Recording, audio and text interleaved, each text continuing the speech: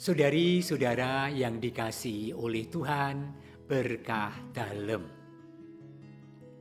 Kita semakin masuk dalam kesungguhan hati merayakan penebusan Tuhan dengan ditandai perayaan-perayaan yang disebut Trihari Suci, yaitu perayaan Kamis Putih, perayaan Jumat Agung, perayaan Sabtu Suci Malam Paskah, dan Hari Raya Paskah. Apa yang dirayakan dalam Kamis Putih? Saudari-saudara yang dikasihi oleh Tuhan, mari kita ingat, ketika kita kenal dengan seseorang dan kita berkunjung ke rumah itu, mungkin pertama-tama kita ditemui di teras rumah. Perjumpaan kedua diajak masuk ke ruang tamu. Dan ketika keluarga itu sudah menjadi nyaman dengan kehadiran kita, mungkin kita diajak untuk makan bersama. Maka dalam aneka kebudayaan, perjamuan adalah tanda persaudaraan dan penerimaan.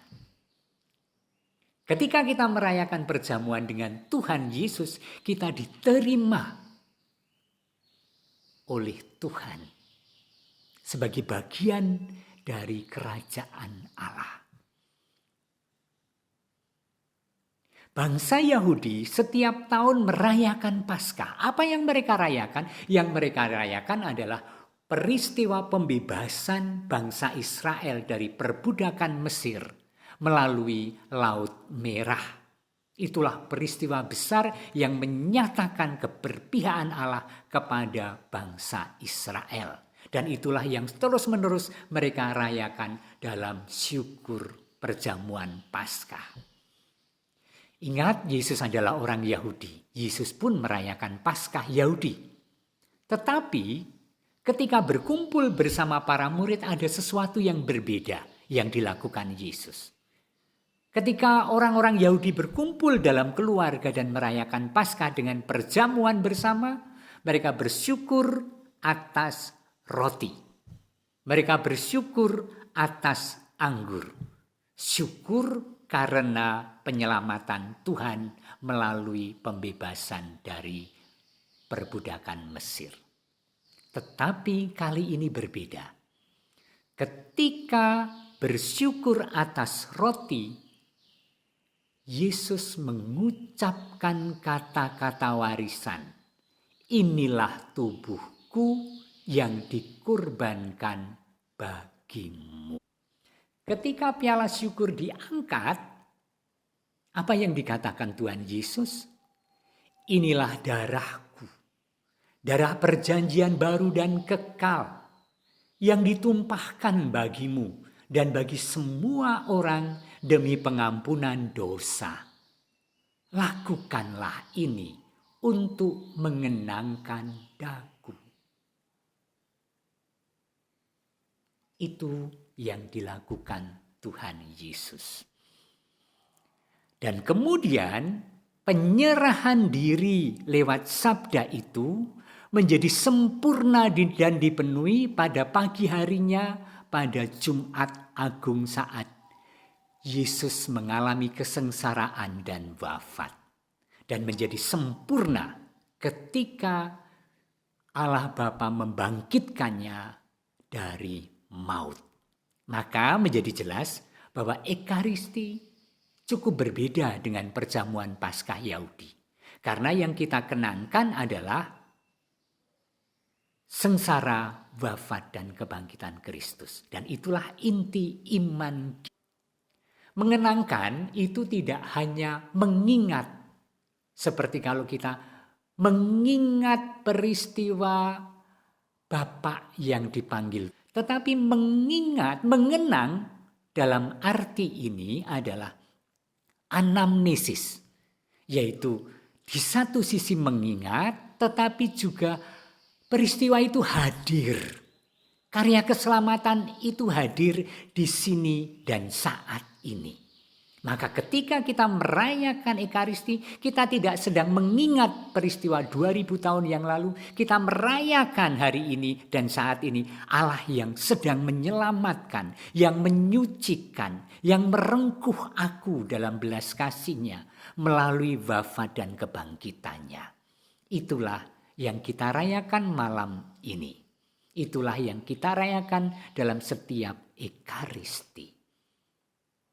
Saudari-saudara yang dikasihi oleh Tuhan.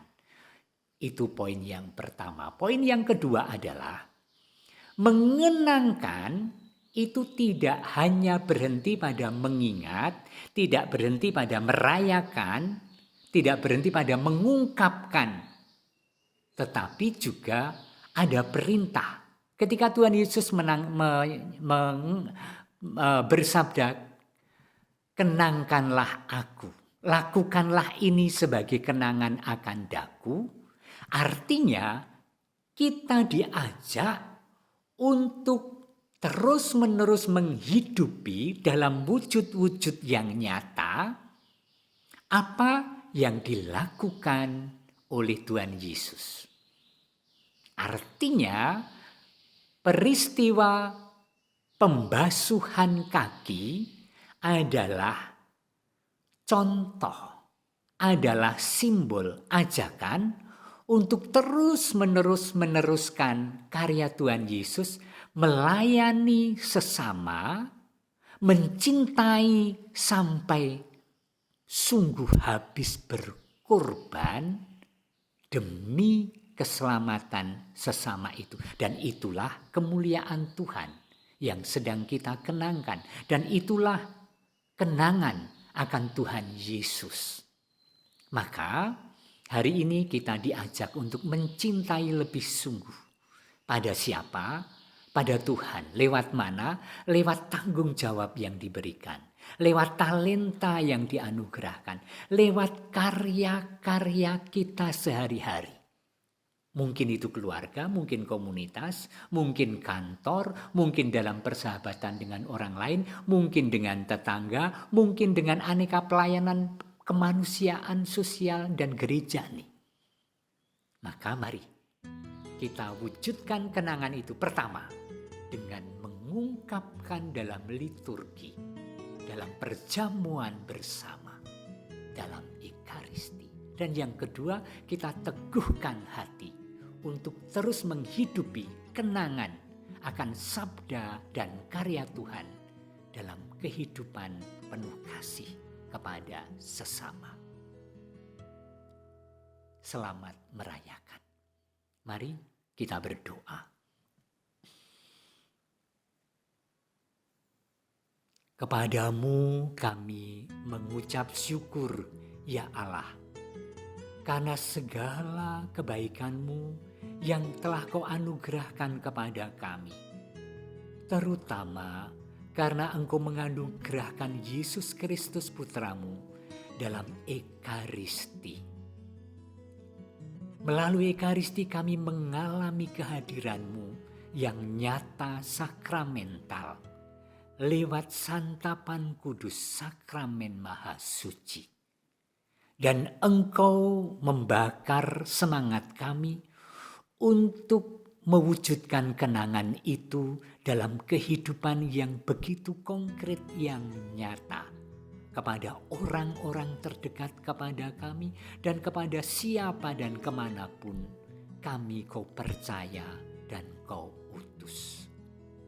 Maka curahkanlah berkat-Mu atas kami semua ya Bapa, agar kenangan anamnesis akan wafat dan kebangkitan Putra-Mu sungguh nyata kami ungkapkan dan kami wujudkan. Berkat-Mu curahkanlah kepada kami pribadi per pribadi, kepada keluarga-keluarga yang sedang merayakan Paskah ini. Bapa dan Putra dan Roh Kudus. Amin.